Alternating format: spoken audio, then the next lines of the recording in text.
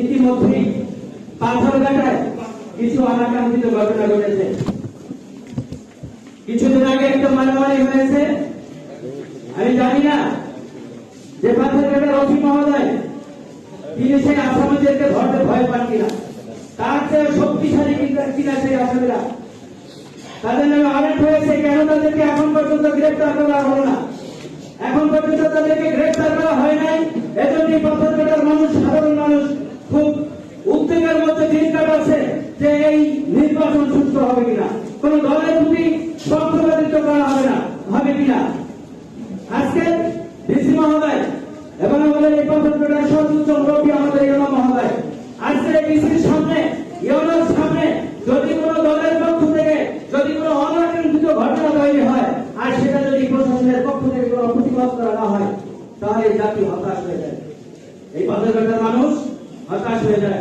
আমরা আশা করব পিছনে যত কাজ চলে গেছে, যত অনাকাঙ্ক্ষিত ঘটনা ঘটেছে, যদি প্রশাসনের সর্বোচ্চ পর্যায়ের সামনে কোনো অনাকাঙ্ক্ষিত ঘটনা, আমি একজন রাজনৈতিক নেতা হিসাবে বা একজন রাজনৈতিক দলের কর্মী হিসাবে যদি কোনো উপরস্থ কর্মকর্তার সামনে আমি কোনো এমন আচরণ করি যে সাধারণ মানুষের মধ্যে একটা আস্থা তৈরি বিঘ্ন ঘটে, তাহলে কি আমি প্রশাসনের চেয়েও বেশি শক্তিশালী? আমাকে কি কিছু বলার ক্ষমতা তারা রাখে না? যদি এরকম কিছু হয় তাহলে এই নির্বাচন সুষ্ঠু হবে কিনা এটা কিন্তু সন্দেহের মধ্যে আছে। সম্মানিত ডিসি মহোদয়, আমি আমার আলোচনা দীর্ঘায়িত করব না। আমি আশা করি এই বরগুনা 2 আসনে 8 জন সংসদীয় প্রার্থী রয়েছে, অনেক স্বতন্ত্র প্রার্থী রয়েছে, অনেক দলীয় মনোনয়ন প্রাপ্ত প্রার্থী রয়েছে।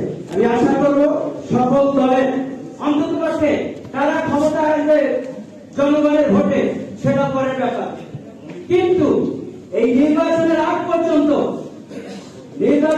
পর্যন্ত সকল দলকে সমানভাবে সুযোগ সুবিধা দেওয়ার জন্য জোর দাবি রেখে 24-এর আন্দোলনের রাজপথে বুকের তাজা রক্ত রাজপথে দিয়েছি। আমরা কিন্তু একেবারে সম্মুখসারী এই ফ্যাসিস্টের বিরুদ্ধে আন্দোলন করেছি। আমরা কিন্তু ঘরে বসে থাকি। আমরা আপনাদের একটি সুন্দর নির্বাচন উপহার দেবেন এই প্রত্যাশা করে আমার প্রার্থী যারা মুফতি মিজানুর রহমান কাশিমি, তার পক্ষ থেকে আজকে আমরা প্রত্যাশা করি এই বরগুনা 2 আসনের সুন্দর একটি নির্বাচন উপহার দেবেন।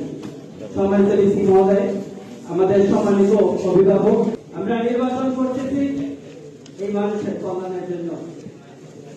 জেলা প্রশাসন, উপজেলা প্রশাসন সকলের প্রতি আমাদের 100% আস্থা আছে, 100% আস্থা আছে।